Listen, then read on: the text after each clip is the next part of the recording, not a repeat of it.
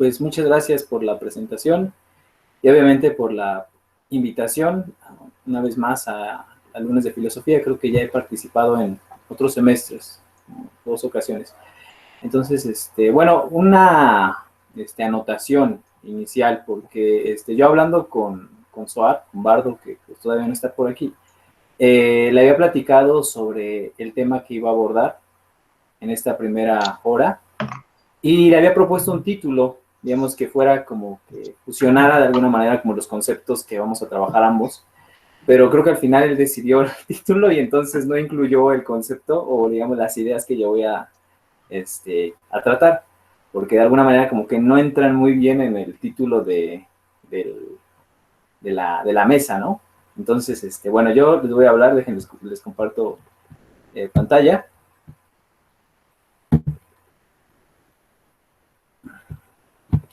Les voy a hablar sobre arte, eso sí, pero desde una perspectiva hasta cierto punto distante de la filosofía, por lo menos tal y como la conocemos en la actualidad. Entonces, aquí está. Bien, tengo entendido que ya se ve la pantalla, ¿verdad? Okay, bien. Ya está ahí, está en formato de edición. Pero y, bueno. ahí ya se ve la presentación, ¿no? Ya, sí, perfecto. Bueno, entonces, el tema del cual va a tratar mi intervención es arte y tradición. Entonces, como lo refería hace un momento, no está ligado directamente con la filosofía. De hecho, realmente mis referencias a filósofos van a ser mínimas. ¿Por qué? Porque el punto de vista desde el cual voy a abordar el tema del arte es desde una escuela que se conoce como la escuela tradicionalista. Entonces, bueno, mi ponencia va a desarrollar 3 puntos. En primer lugar, va a hablar sobre los representantes de la escuela tradicionalista. En segundo, a tratar de definir, o por lo menos acotar una definición que nos permita entender qué se debe de asumir cuando se habla de tradición. Y por último, el arte desde el punto de vista de esta escuela, desde el punto de vista de la tradición. Entonces, bueno, si hablando de cuenta, pues las imágenes que he puesto hacen referencia a elementos del arte islámico y vamos a ver por qué.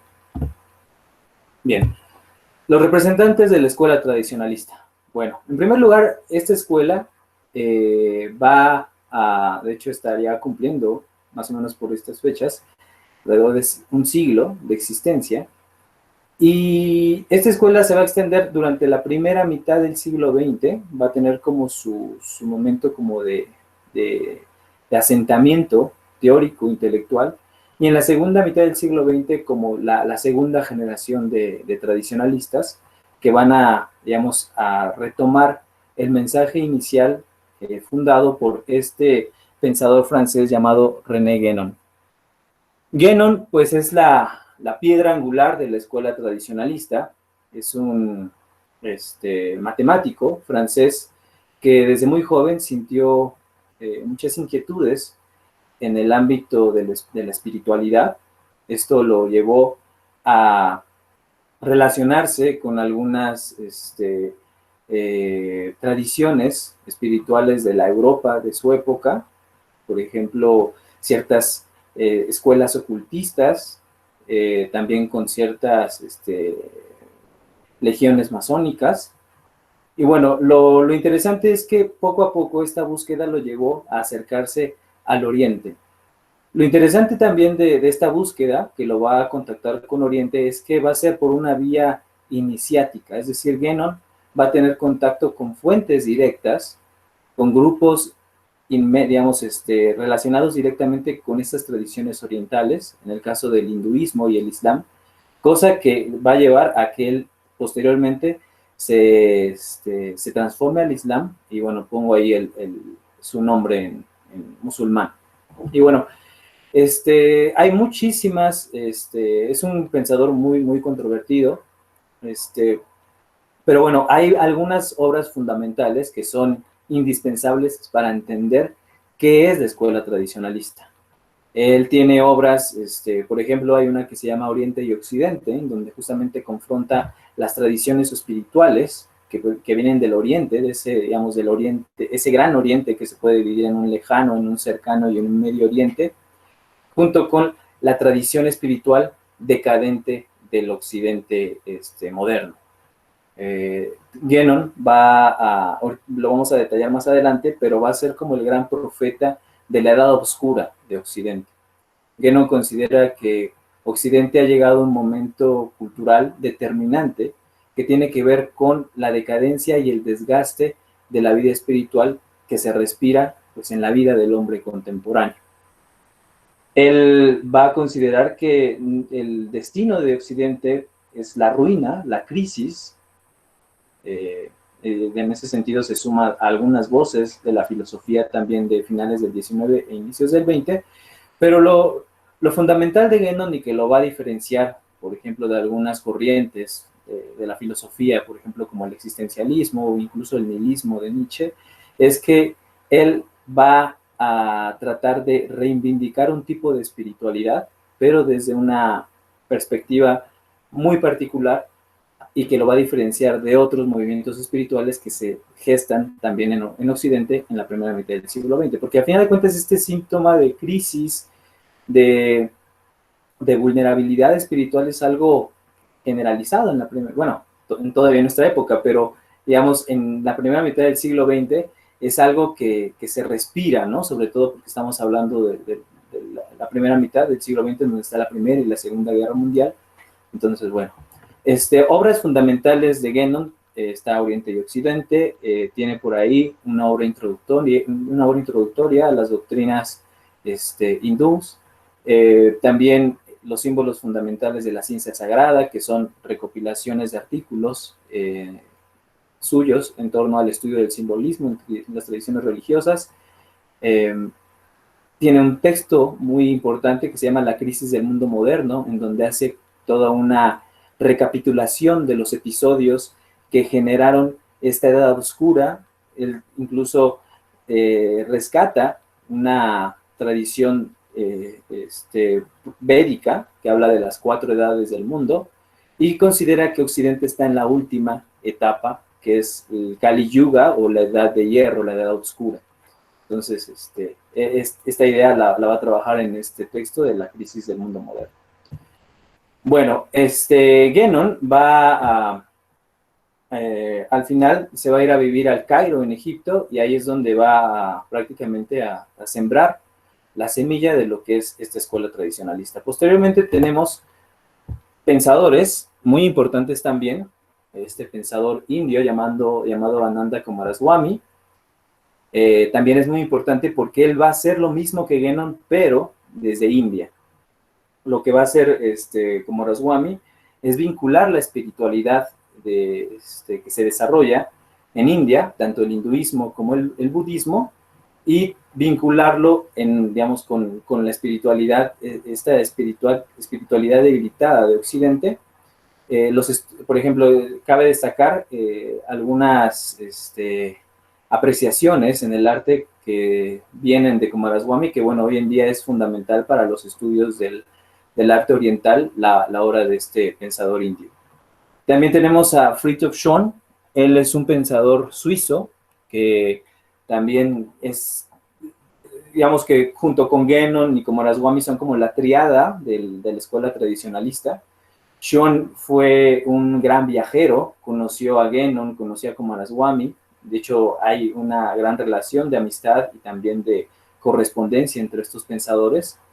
Y bueno, Schuon también, esta búsqueda y este anhelo de lo espiritual lo va a llevar incluso a viajar al norte de América y entrar en contacto con algunas tribus de indios norteamericanos, lo cual pues también es muy interesante porque ellos consideran que esta espiritualidad sigue siendo vigente, sigue estando latente en muchos pueblos del mundo y de lo cual Occidente puede nutrirse.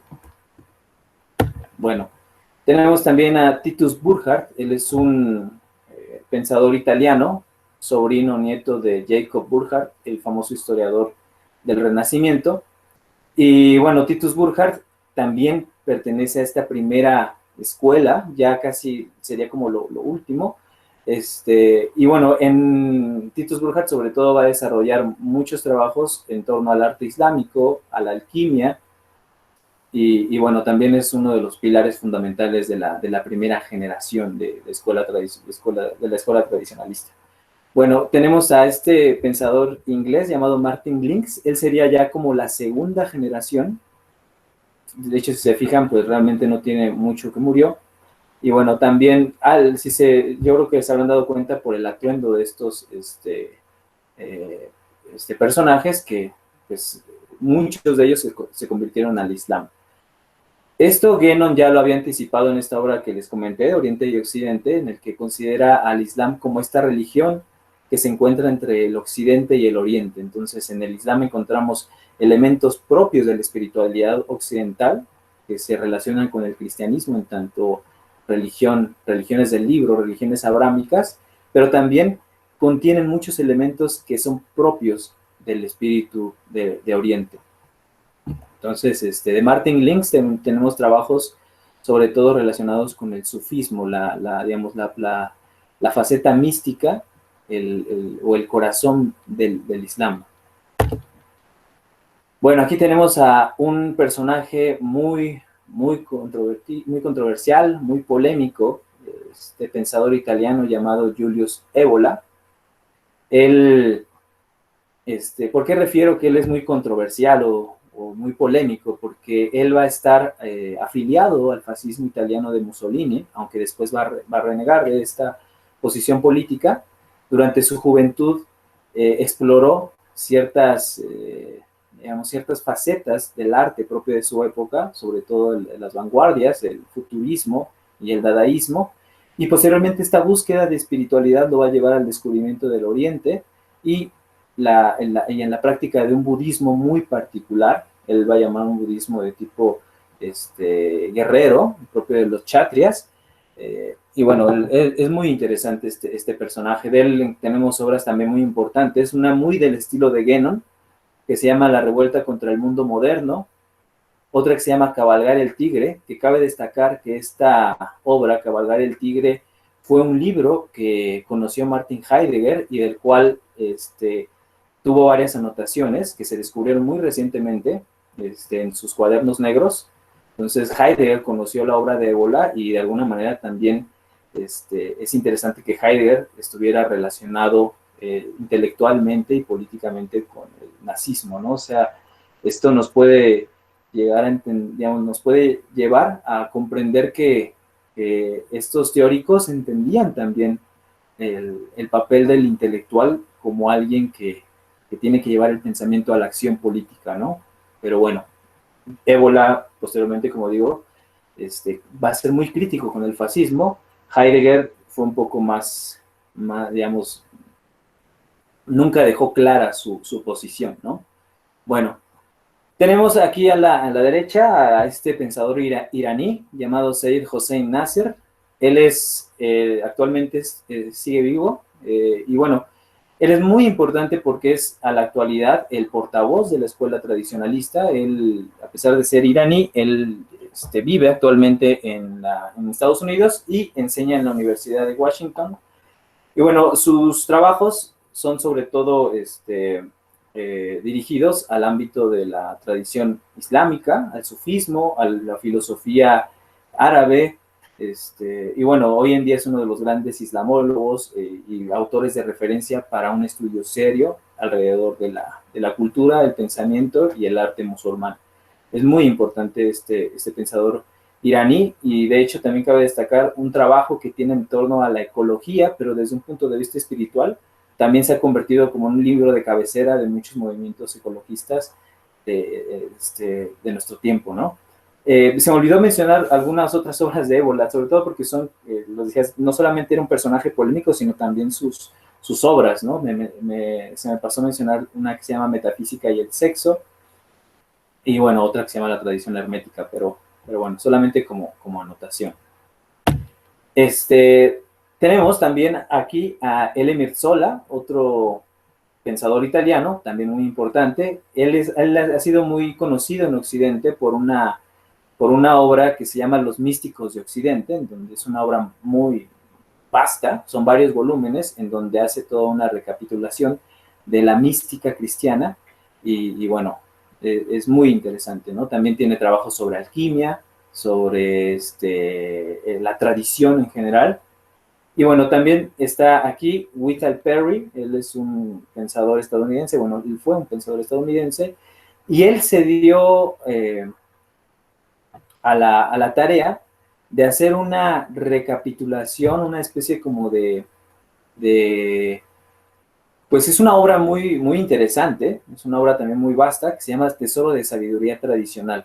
Lo que hace Perry en este texto es recoger una serie de aforismos, de sentencias, de citas, extraídas de todas las tradiciones espirituales, desde budismo, hermetismo, cristianismo, islam, hinduismo, hasta dichos populares de las tradiciones de los indios norteamericanos, y congregarlas en este texto que se llama Tesoro de Sabiduría Tradicional, que muchos de estos, por ejemplo, Martin Links es lo que decía, que esta obra es lo que justamente ellos van a defender como una Sofía perennis, una sabiduría perenne que está latente en todas las religiones. Algo que, por ejemplo, había llevado a cabo este autor muy conocido, Aldous Huxley, pero que no tuvo, digamos, mucho crédito entre estos autores, ¿no? A pesar de que Huxley cita ahí como también diversas fuentes tradicionales, consideran que el enfoque no es el adecuado, y bueno, esta obra de la que les hablo sí es muy, muy bienvenida por esta escuela. Bueno, aquí pues muestro algunas imágenes sobre estos pensadores, de cómo se conocieron, Burckhardt y Schwann, Nasser con Links, Links con Guénon, Links con Schwann, Schwann con Guénon, o sea, fueron personas que, en primer lugar, que viajaron mucho, ¿no? También esto hay que destacarlo, muchos de estos personajes pues pertenecen a la, pues tuvieron una vida acomodada, ¿no? O sea, que les permitió también conocer el mundo, viajar mucho y abordar la espiritualidad desde un tema muy distinto a como se abordaba, por ejemplo, desde ámbitos meramente intelectuales y universitarios, que también, bueno, tienen lo suyo, son muy importantes, pero ellos, esta escuela tradicionalista, va a insistir en que no los confundan, o que no se confunda la manera en la que ellos abordan la religión con, digamos, estos estudios meramente académicos. Por ejemplo, estoy pensando sobre todo en la escuela de Eranos, presidida por Jung, Eliade, Joseph Campbell, etcétera. Incluso ellos van a ser muy críticos, ¿no? Esto es bien interesante. Tal vez si da tiempo por ahí pueda anotar algunas consideraciones de por qué ellos no solamente no quieren que se les identifique con estos personajes, sino que también consideran que estos personajes no entienden o no terminan de tener una comprensión total de lo que es la espiritualidad. Bueno, como les digo, pues son también personajes que se mueven en un contexto importante dentro de la sociedad. Aquí vemos el ejemplo de Nasser con el Papa Francisco, o Coomaraswamy con uno de los líderes espirituales más importantes de la India, en la primera mitad del siglo XX, Rabindranath Tagore, un escritor bellísimo, premio Nobel. Y en el caso de Ébola, pues justamente ahí se ve reunido en la comitiva que recibe a Hitler, ¿no? Con Mussolini. Entonces, pues como les digo, pues son personajes que tienen presencia no solamente en el ámbito de lo intelectual, sino también en otras esferas. Bueno, aquí refiero una breve cita de Nasser en un texto que se llama ¿Qué es tradición?, en el que él nos ofrece una visión de conjunto de por qué se dieron las circunstancias para que esta generación de autores, de pensadores, se reunieran alrededor de una serie de ideas fundamentales en torno a la comprensión de la espiritualidad. Y bueno, dice Nasser, la formulación del punto de vista tradicional es una respuesta de lo sagrado, alfa y omega de la existencia humana, a la elegía de ruina entonada por el hombre moderno, perdido en un mundo vacío de sacralidad y por lo tanto de significado. En cierto sentido, la formulación del punto de vista tradicional y la reafirmación de la perspectiva tradicional total, que es como una recapitulación de todas las verdades manifestadas en el presente ciclo de la historia humana, no podía ocurrir sino llegado el crepúsculo de la edad oscura, que señala simultáneamente un final y la víspera de un nuevo amanecer resplandeciente. Solamente el fin de un ciclo de manifestación hace posibles la recapitulación de la totalidad del ciclo y la creación de una síntesis destinada a servir como simiente para un nuevo ciclo. Digamos, si lo resumimos, sería como, vamos a llevar esto al ámbito de lo individual, ¿no? Como esa imagen clásica de la persona que está a punto de morir y justo antes de que la muerte le sobrevenga, hace una recapitulación misteriosa de toda su vida. Entonces es lo que está diciendo aquí Nasser, ¿no? O sea, en el momento de mayor oscuridad, en el que la espiritualidad está casi eclipsada, es cuando surge este destello como una recapitulación de todas las sabidurías y las tradiciones espirituales. Que esto también es interesantísimo, ¿no? Porque hay que tener en cuenta que muchos de los textos sagrados a los que ahora tenemos alcance, con solo googlearlos o ir a una biblioteca o una librería, antes eran inaccesibles para la mayoría de las personas. Entonces, ahora, la idea es que esto tampoco hace fácil, ¿no? La vía espiritual, pero lo que sí marca es esta idea que marca Nasser aquí, de que justo en el momento último de mayor decadencia en Occidente es cuando surge este omega de lo sagrado. Bueno, ¿qué es la tradición? Primero, pues vamos a iniciar por decir qué no es la tradición. Entonces, la tradición no refiere al folclore y las costumbres de un pueblo. Es decir, lo primero que hay que hacer es como que desplazar esa idea de tradición como la entendemos comúnmente, ¿no? Como, por ejemplo, la identidad de un pueblo, los rasgos propios de una nación, etcétera. Eso no es lo que, o por lo menos eso no es lo que entienden estos autores por tradición. La tradición no debe confundirse con los movimientos ocultistas de finales del siglo XIX e inicios del XX. Este también es muy importante, ¿por qué? Porque muchas veces a estos autores se les suele confundir, se les suele asociar con estos movimientos ocultistas, con todas estas escuelas que, bueno, en su momento fueron muy importantes, hay que reconocerlo, ¿no? Por ejemplo, la Sociedad Teosófica, la Escuela del Amanecer Dorado, todas estas escuelas esotéricas que hacen también una recuperación de la espiritualidad del Oriente, pero como muy occidentalizada, ¿no? Cosa que los lleva a asociar el budismo con el cristianismo, con tarot, con astrología, con alquimia, y hacen como una especie de, pues bueno, de mezcolanza un tanto extraña, que bueno, en su momento yo creo que respondió a una necesidad y tuvo un impacto importante en la sociedad europea, porque bueno, muchos literatos, artistas pertenecieron a estas escuelas, pero al final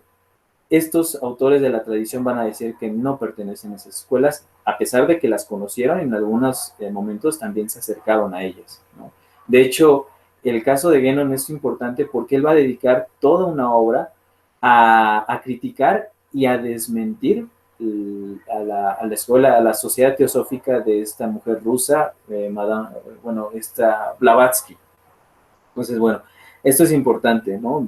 Decir que no pertenecen como tal a estos movimientos ocultistas.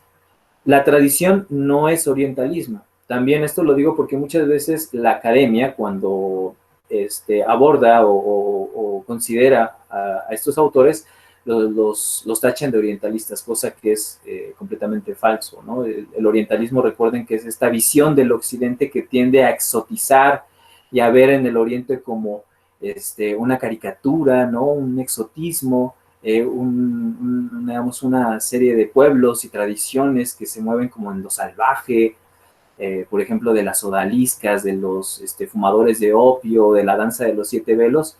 Estos autores no tiene nada que ver con eso, no exotizan al Oriente. Es más, incluso los orientales, ¿sí? Por ejemplo, estoy pensando en, en varias tarikas sufís, las escuelas en donde se aprende y se practica este misticismo islámico, eh, tienen una muy buena opinión de estos autores. De hecho, se lee a Guénon, se lee a Shon, porque consideran que sus trabajos son fieles a esta espiritualidad bueno, de la que ellos viven todavía, ¿no? Entonces, no es como tal un orientalismo la de estos autores. Bueno, la tradición va más allá del estudio académico del fenómeno religioso, ¿sí? Eso es a lo que me refería. Sobre todo porque, bueno, yo creo que algunos de ustedes saben que el estudio del fenómeno religioso desde la intelectualidad occidental tuvo un auge, o bueno, digamos, inició un movimiento muy importante en la primera mitad del siglo XX en distintas disciplinas como la sociología, la etnología, la antropología, la misma filosofía, la psicología. Y bueno, esto ha dado pie pues a que actualmente pues existan especialidades dentro de estas disciplinas dedicadas al estudio de lo religioso, ¿no? Antropología de la religión, filosofía de la religión, sociología de la religión, etcétera. Cosa que es muy importante. Pero es interesante que dentro de estas especializaciones no se lea y no se conozca a estos autores de la tradición, ¿sí? Y esto pues tiene que ver con algo muy interesante y que ellos tenían muy claro. Para ellos, la única manera de comprender qué es lo religioso, qué es lo sagrado, es vivirlo desde dentro.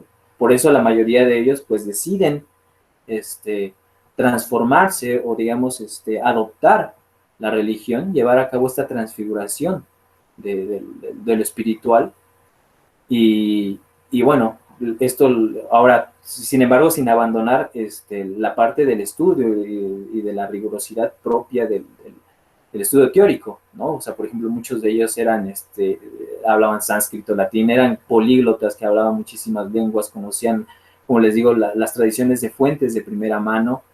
Entonces, es algo que hay que tener muy presente, que no se limitan a un estudio meramente intelectual y académico del fenómeno religioso.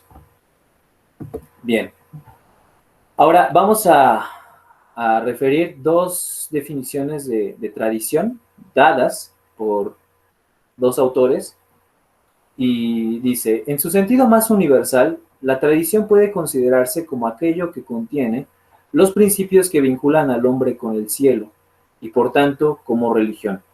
Desde otro punto de vista, la religión puede ser considerada en esencia como el conjunto de los principios revelados por el cielo para vincular al hombre con su origen. En este último caso, la tradición puede entenderse en un sentido más estricto como la aplicación de los principios. La tradición implica verdades de carácter supraindividual enraizadas en la realidad tal y como se ha dicho de ella. La tradición no es una mitología infantil u obsoleta, sino una ciencia terriblemente real. Entonces, si tratamos de destacar la idea fundamental de esta cita, es que estos autores están tomando muy en serio la idea de lo sagrado, ¿no? O sea, esta espiritualidad a la que ellos están teniendo acceso a partir de los textos, a partir de las prácticas, es algo que lo toman como lo que es, como la manifestación de estos principios supremos, como una forma de acercarse a la divinidad. Entonces, esto es lo que ellos entienden por tradición. Por eso pongo aquí este naipe, esta carta del tarot del Visconti Sforza del siglo XV, en donde se representa, desde un punto de vista tradicional, la representación de esa sabiduría, ¿sí?, revelada. Entonces, esa sabiduría femenina que contiene estos principios en un texto revelado, que es el texto que porta esta papisa, ¿sí? Bueno, esta es otra definición. Bueno, la definición anterior era de Nasser, esta es de Elimir Zola, y dice así: la tradición es la transmisión de la idea del ser en su perfección máxima. Por tanto, de una jerarquía entre los seres relativos e históricos, fundada en su grado de distancia de aquel punto o unidad. Dicha jerarquía se transmite a veces no de hombre a hombre, sino desde lo alto. Es una teofanía que se concreta en una serie de medios, sacramentos, ritos, definiciones discursivas cuyo fin es desarrollar en el hombre aquella parte o facultad o potencia o vocación, como quiera decirse, que pone en contacto con el máximo del ser que se le permita, situando en la cúspide de su constitución corporal o psíquica el espíritu o intuición intelectual. Esta es una cita de Sola, en texto como refería hace un momento, de qué es la tradición. Bueno, y pongo, antes digamos, como de destacar la idea principal de esta referencia, pongo aquí una ilustración del momento central del Bhagavad Gita, en donde Krishna le revela al príncipe Arjuna la ley del Dharma. Esto es justamente lo que se entiende por tradición. Esa revelación de los principios metafísicos supremos que, digamos, desde un punto de vista ontológico le dan realidad al mundo, al ser humano, a todas las cosas. Y lo interesante aquí es la referencia que hace Sola a una especie como de una antropología que hay como que se está señalando, ¿no? Los autores de la tradición consideran que gran parte de este oscurecimiento de la espiritualidad que ha ocurrido en Occidente y que pues se ha extendido a otras latitudes tiene que ver con la ceguera o con la ocultación de una parte o facultad fundamental del ser humano que es el intelecto con mayúsculas, ¿no? Esa intuición intelectual, o como le llamarán en el Islam, el ojo del corazón.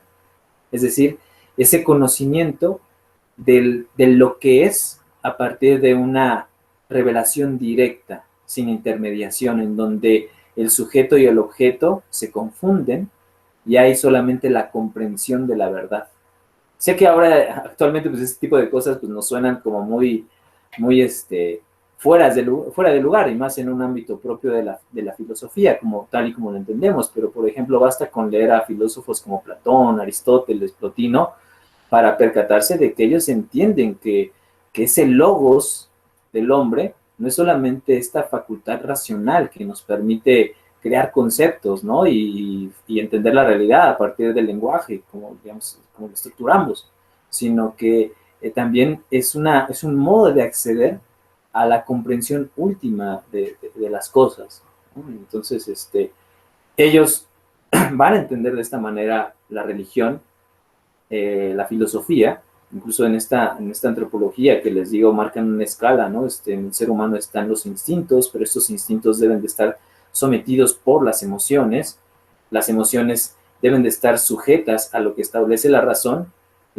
debe de estar sujeta a lo que establece la imaginación, y la imaginación debe de estar como supeditada a lo que establece este intelecto superior, ¿no? En el hombre, que a final de cuentas es uno con la divinidad. Y es muy compleja esta idea del intelecto, tal y como lo entienden estos autores, pero bueno, al final yo creo que con esto podemos ir teniendo una idea de cuál va a ser la comprensión que tienen del arte. Bueno, algunos rasgos y características de la tradición. La tradición como transmisión vertical y horizontal. Y pongo ahí religión, religar y releer. Bueno, la tradición entendida en el sentido vertical es justamente, como estas imágenes que acabo de mostrar, ese punto de encuentro en el que la divinidad se manifiesta en el ámbito de lo histórico, en el ámbito humano, y comunica estos principios. Esta comunicación va a dar pie a la fundación de un orden, el del orden humano. O sea, no hay sociedad humana que no esté, digamos, constituida a partir de principios sagrados, religiosos. ¿Sí? Estos, digamos, ellos lo toman muy en serio, el por qué la religión es algo que está presente en todas las civilizaciones, en todos los pueblos. ¿Por qué? Porque es aquello que le da sentido, es aquello que marca los límites de comprensión de lo humano. Ya lo que viene después no es otra cosa más que una adaptación, una interpretación o incluso una mala interpretación de esos principios, un alejamiento de esos principios. Pero bueno, entonces, la tradición en sentido vertical sería la intervención de la divinidad y la comunicación de estos principios. La tradición en un sentido intelectual sería, perdón, en un sentido horizontal, sería la transmisión de este mensaje a través de ciertos códigos o artificios realizados o hechos por el propio ser humano, a través de símbolos, a través de ritos, es decir, sería como tal la religión. Entonces, bueno, la religión se puede entender como ese religar con esto, con este ámbito de lo sagrado, y en ese sentido sería la tradición en un sentido vertical, y también puede entenderse la religión como ese reinterpretar continuamente los textos, ¿no? Y que, bueno, esto es algo propio de las religiones, ¿no? Porque siempre se están repitiendo los mismos rituales, las mismas oraciones. ¿Por qué? Porque el sentido de estos símbolos está en su continua reinterpretación, ¿sí? Esta reinterpretación es la que hace posible la comunicación con ese, digamos, con eso que está, que no está presente, pero que está ahí. En su ausencia es, digamos, su ausencia es la manera en la que se hace presente. Ahorita vamos a ver todo esto relacionado en el ámbito del arte.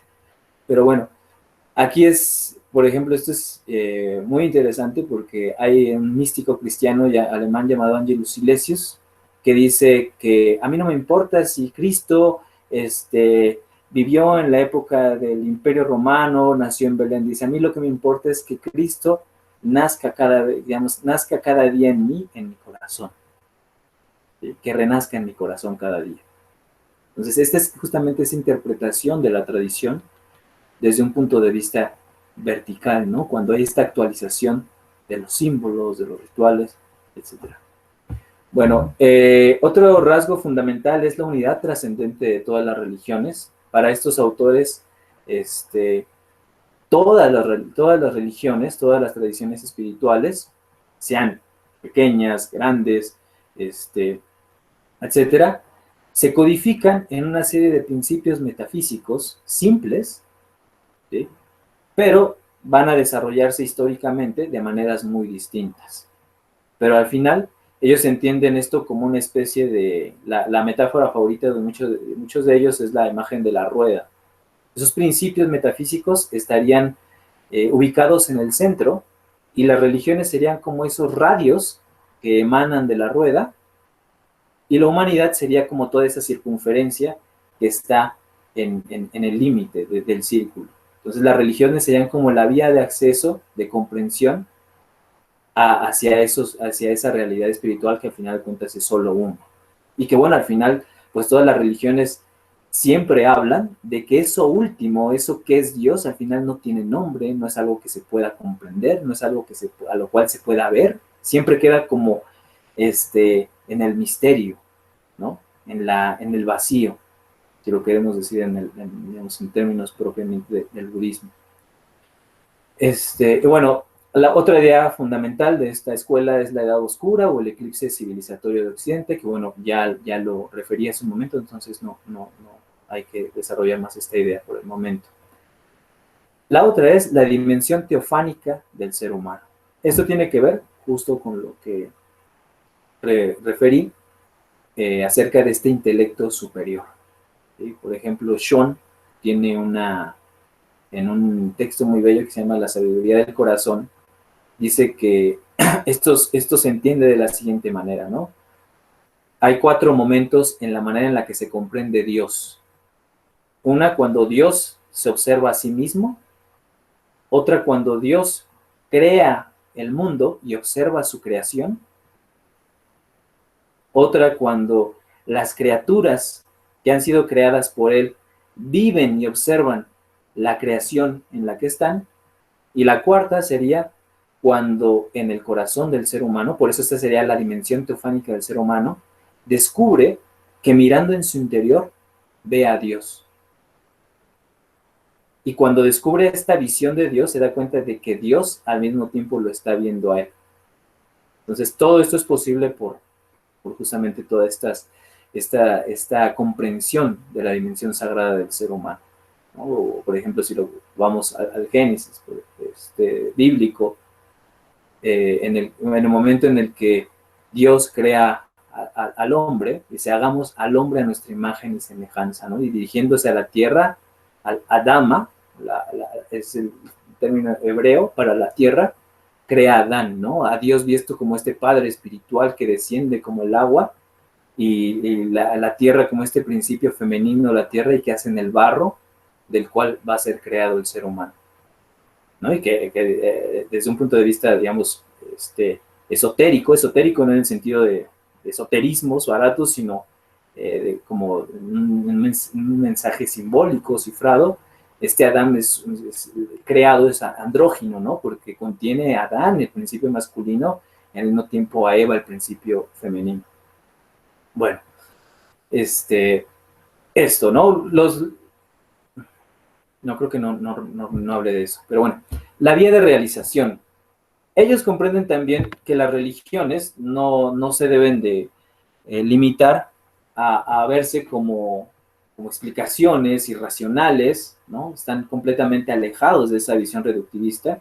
Ellos comprenden la religión, como lo decía Sean, ¿no? Algo muy serio, algo terriblemente serio, y consideran que es la vía de realización del ser humano, es decir, es la vía a partir del cual el ser humano realiza esta divinidad que habita en su interior. ¿Sí? Bueno, el reencuentro con lo sagrado, pues justamente tiene que ver, es algo que está en todos esos autores, la reivindicación de lo sagrado desde distintos acercamientos, desde diversos estudios. Y bueno, estas son como las características que hay muchísimas más, ¿sí? Pero bueno, estas son las que, a mi parecer, nos dan una comprensión suficiente, por lo menos para entender cómo vamos a abordar el tema del arte desde la escuela tradicionalista. Bien, el arte desde el punto de vista de la tradición. Y ya voy cerrando porque ya son 10 para las 3. Bueno, hago una pausa. ¿Sí llegó Soar? Sí, aquí estoy. Ah, ok, bueno. Y bueno, en este último punto, que voy a tratar de acotarlo, voy a hablar de 3 aspectos: el arte y religión, el simbolismo en el arte y el arte como gnosis. Entonces, bueno, algo que inmediatamente, por eso elegí esta imagen, es que el arte desde el punto de vista tradicional, está ligado forzosamente con lo sagrado, con la religión. ¿Sí? No está, digamos, no es como la manera en la que comprendemos al arte como algo completamente autónomo de lo religioso, ¿sí? Y la comprensión del arte incluso también desde un punto de vista autónomo, como es lo estético, sino aquí el arte va a estar inserto dentro de la religión y va a desarrollarse dentro de un contexto propiamente religioso, ritual. Y por eso pongo aquí esta imagen de un mandala tibetano, de estos lamas, y bueno, que digamos un poco la idea de esta imagen es también ver lo alejado que estamos de estas visiones, ¿no? Hoy, actualmente la comprensión que tiene el occidente de los mandalas es extremadamente pobre, ¿no? O sea, como diagramas, diseños que pues ahí pues, se utiliza para la terapia, ¿no? Para relajar, y están completamente descontextualizados porque, bueno, la comprensión del mandala, sobre todo en el budismo tibetano, en el budismo vajrayana, es importantísima, tiene connotaciones no solamente espirituales, sino incluso mágicas. Bueno, entonces, entendido como el arte desde el punto de vista tradicional como una manifestación de lo religioso, pues vamos a encontrar prácticamente en todos los pueblos tradicionales justamente en el sentido de que están ligados a ciertos principios sagrados que ordenan su comprensión del mundo. Entonces, lo vamos a encontrar tanto en pueblos vivos, ¿sí? Por ejemplo, en el arte Huichol hay esta comprensión de lo sagrado, hay símbolos que comunican y que expresan estos principios, también en civilizaciones que ya no existen, como la del Egipto faraónico, ¿sí? En el arte chino tradicional, en el arte, bueno, arte en el sentido como ya lo estamos señalando paleolítico, y estos dólmenes, en la forma en la que, incluso en artilugios, que no, de entrada no podrían para nosotros ser arte, pero para estos pueblos sí, digamos, dentro de esta comprensión sí lo son. O sea, hasta la forma en la que se construye una habitación entre los indios norteamericanos entra en consonancia con esta comprensión que tienen de la tradición como belleza. Y bueno, en el caso de los íconos cristianos también vamos a verlo. Bueno, refiero aquí una cita de un profesor de la UNAM, Manuel Abaniegos, que dice: en el horizonte del arte sacro o tradicional predomina una visión objetiva, ontológica del arte. La obra es por lo general anónima, realizada en el seno de una actividad comunitaria, gremial o familiar. La peculiaridad de la labor es de orden técnico-ritual y se transmite a través de un pasaje iniciático. No existe la separación entre arte y artesanía, pues belleza y utilidad del objeto no se oponen. Según su concepción del mundo, el bien, la verdad y la belleza presiden como unidad axial la armonía de toda realización. Una cosa que es importante señalar aquí es que en el arte, digamos, si lo entendemos desde la tradición, el arte no necesita un discurso que justifique la presencia de la imagen. La imagen por sí misma ya comunica un sentido. Más allá de que no tengamos los elementos que nos permitan hacer una interpretación, una exégesis de la imagen que estamos viendo, ¿sí? Lo que sí es cierto es que la imagen está comunicando algo, ¿sí? Y justamente ese lazo, ese vínculo que se crea entre el espectador y la imagen sagrada es lo que hace que la imagen sagrada tenga una presencia por sí misma, una inmanencia que comunica, ¿sí? Porque el artista medieval, por ejemplo, no era alguien que sabía hebreo, no era alguien que tenía una formación intelectual.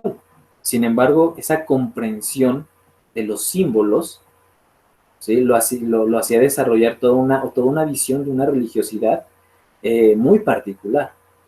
Y bueno, esta idea aquí, a la idea que me refería, por ejemplo, del artista medieval, digamos, para decirlo, tiene despierto el ojo del corazón, que es el que importa para comunicar los símbolos.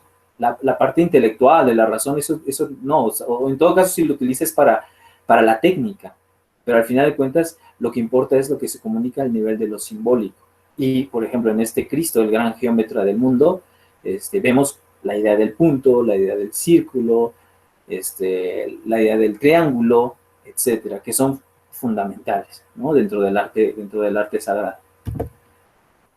Aquí me repetí la imagen porque, bueno, es una imagen muy bella, aquí, y sobre todo porque este Cristo es como muy femenino, ¿no? En el sentido de que el mundo lo tiene a la altura del vientre como si lo estuviera gestando en su interior, ¿no? Ese proceso de creación como una especie también de Cristo andrógino que está a punto de dar a luz. ¿Sí? Bueno, dice, esta es una cita de Sean, que dice: los fundamentos del arte están en el espíritu, en el conocimiento metafísico, teológico y místico, y no en el simple conocimiento del oficio, ni en el genio, que puede ser cualquier cosa. Dicho de otro modo, los principios intrínsecos del arte están esencialmente subordinados a principios extrínsecos de un orden superior. El arte es una actividad, una exteriorización. Depende, pues, por definición, de un conocimiento que lo excede y lo ordena, so pena de estar desprovisto de razón suficiente. El conocimiento determina la acción, la manifestación y la forma, y no a la inversa. ¿Sí? Entonces aquí en este icono lo que vemos es justamente la operatividad de estos principios en la creación. Bueno, voy a ir más rápido. Esto redunda un poco en lo que hemos dicho, ¿no? La parte simbólica del arte como el tratamiento de las formas sensibles para que se hagan transparentes y al mismo tiempo velen y oculten estos principios de orden superior. Así es como se entiende el arte sagrado y así es como debe leerse el arte sagrado. ¿sí? Como una forma sensible que comunica aquello que no se puede comunicar, pero que necesitamos comunicar. ¿Por qué? Porque es importante y vital para el ser humano el que sea consciente de estos principios que rigen y ordenan la totalidad del cosmos. Bueno, esta sí la refiero porque es un emblema muy bello, un emblema alemán, que dice en latín: no sigue cosas inferiores. Así es como debe entenderse el arte desde el punto de vista de la tradición.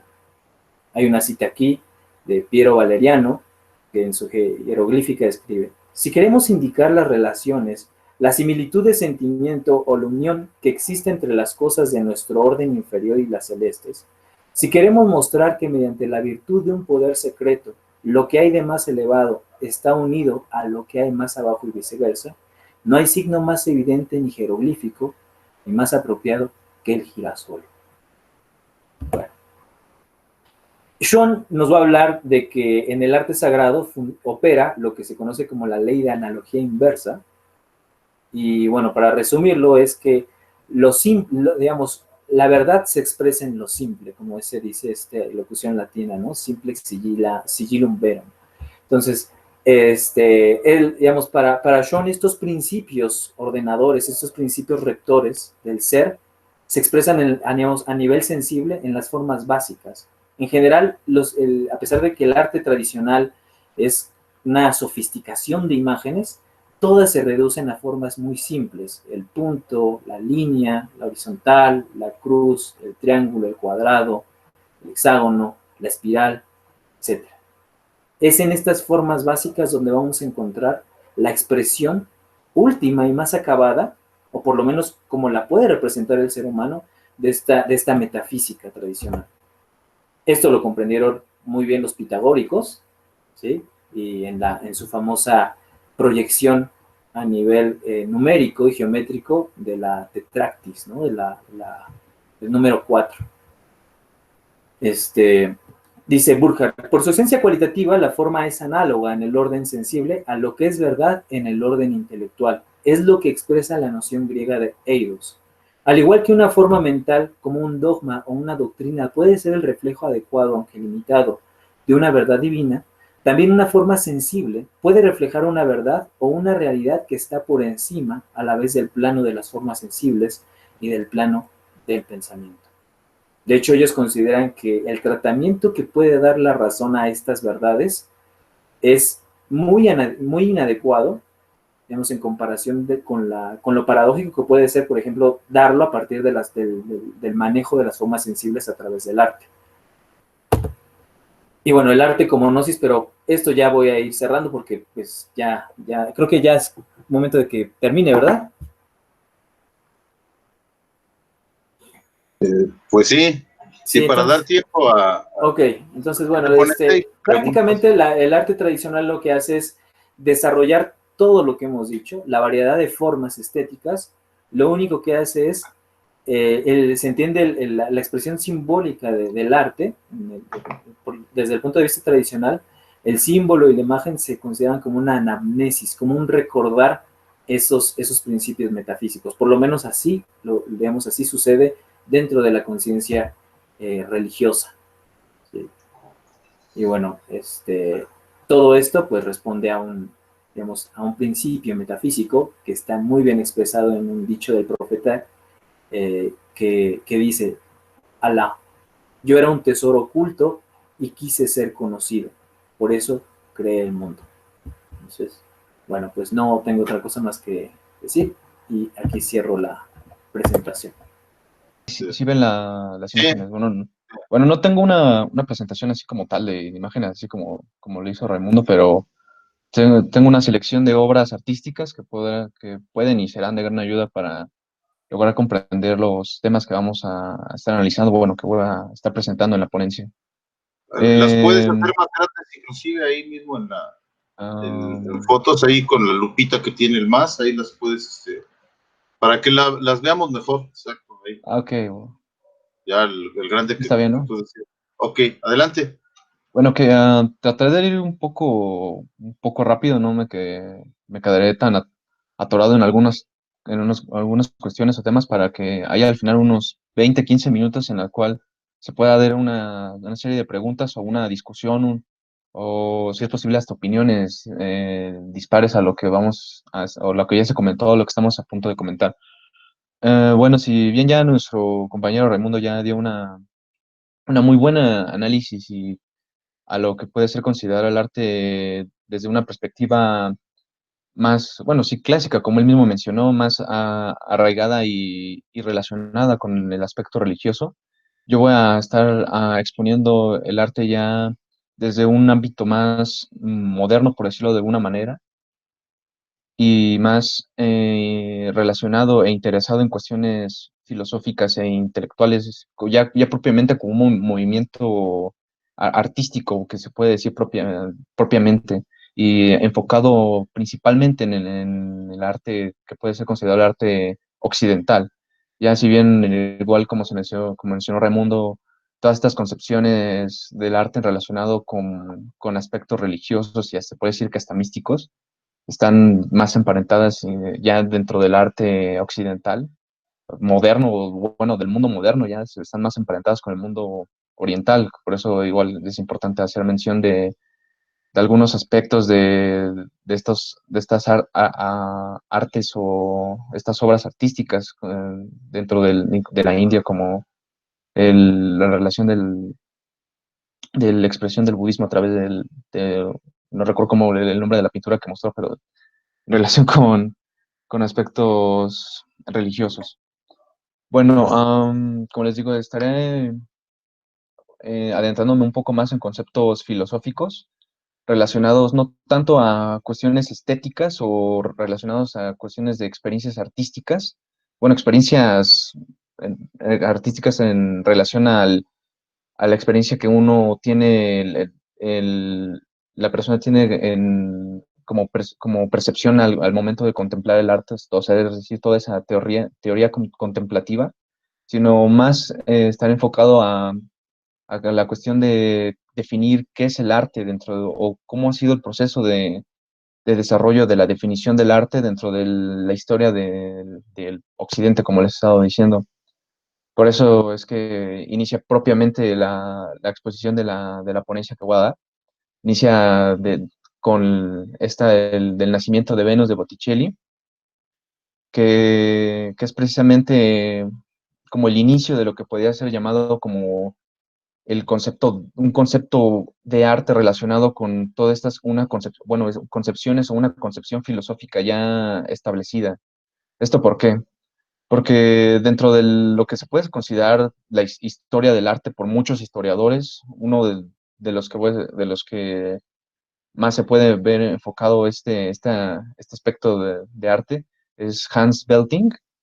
Dentro de esta concepción de arte que tiene él y algunos otros dentro de su historia, se ve al arte anterior a la época renacentista como un arte icónico. ¿A qué me refiero con esto? No a que las obras que se estuvieron desarrollando, el arte que se estuvo desarrollando, no se ha concebido como arte propiamente, sino que era una concepción distinta de la que se tenía en relación de las personas con la obra misma. Eh, Belting menciona que en estos periodos, como igual estuvo señalando Raimundo en su presentación, el arte estuvo muy relacionado, si no es que totalmente arraigado al aspecto religioso, y se enfocaba totalmente el arte en dar una representación religiosa. O sea, siempre que se hacía obras de arte como tal, de ser pinturas, esculturas, estaban muy emparentadas con un aspecto divino, sagrado. No se le daba tanta importancia al artista, ni a las técnicas artísticas, ni al método artístico que se desarrollaba, sino el enfoque era totalmente la obra de arte como una expresión religiosa. Y por eso es que muchas veces estas obras artísticas eran incluso relacionadas con aspectos místicos o epifanías, por decirlo de alguna manera. Evidencia de esto lo podemos encontrar, por ejemplo, en Platón, ¿no? Cuando trata de dar una definición de qué es lo que hacen los poetas cuando escriben poesía, que es que están inspirados por la divinidad. Ahí se ve muy este aspecto de la relación entre el arte, la obra artística con una inspiración divina o con algo que intenta manifestar algo divino de por sí. Ahora, el cambio que Belting y otros historiadores de arte notan dentro del arte, dentro de la historia de arte en Occidente, que se da dentro del Renacimiento, es que precisamente de ahí se comienza a establecer cierta racionalización, por decirlo de alguna manera, e importancia del artista dentro de la obra de arte. Eh, las técnicas que se fueron desarrollando se fueron haciendo más específicas y detalladas, incluso que en este periodo comenzaron a haber hay muchos tratados en relación a lo que debe ser considerado como arte o la forma de hacer arte por sí mismo. Es aquí igual donde comienza, bueno, no propiamente, pero comienza a haber ciertos estudios e interés, no propiamente como disciplina, pero sí ese enfoque desde el aspecto, como les he dicho, filosófico, por intentar explicar el desarrollo y el significado del arte. Esto lo veremos un poco ya más enfocado totalmente como propiamente como disciplina filosófica, ya expresado como lo que conocemos como estética, con como Baumgarten ya en el siglo XVIII, donde ya se estableció totalmente como disciplina, pero dentro de este periodo ya tenemos las bases y los primeros cimientos para poder hablar de una filosofía del arte o filosofía estética a través de los tratados o de los escritos que hacían muchos de estos artistas en los que trataban de explicar qué es lo que hacían y la forma de hacerlo para poder llevar un correcto desarrollo del arte dentro de este periodo. Como les digo, en el periodo renacentista comienza a haber una conciencia, no solamente colectiva, sino del propio artista por tomar importancia hacia sí mismo. El enfoque ya no va tanto a la expresión religiosa, sino al artista, a qué es lo que puede hacer el artista. Si bien muchas de las obras siguen conservando este aspecto divino, este aspecto relacionado con la religión, esta obra de Botticelli es muestra de ello, ya que, como se ve, es una representación mítica propiamente del nacimiento de Venus, ¿no? Bueno, como les digo, si bien se conserva en gran medida en muchas de estas obras este aspecto mítico religioso, se va a ir perdiendo poco a poco y se va a ir apostando más por una mímesis, o sea, es decir, una reproducción de o una imitación de la realidad a través del arte. Eh, el arte mimético, que se puede decir, del Renacimiento comenzó a evolucionar eventualmente, de ahí que tengamos ya distintos movimientos. Si bien empezó con el renacentismo, fue evolucionando hacia el manierismo, hacia el barroco, hacia el rococó, hacia el neoclasicismo y finalmente hacia el romanticismo.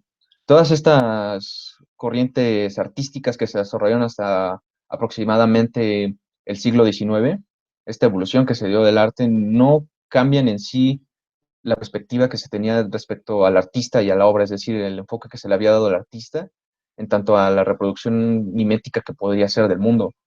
Lo que cambiaba era más el enfoque estilístico más que técnico. Eh, Aquí es cuando dentro de las concepciones históricas que se tiene del arte, hay algo que cambia totalmente cuando, como les digo, cuando pasa del romanticismo a lo que puede ser, bueno, a lo que es conocido como impresionismo dentro del siglo XIX.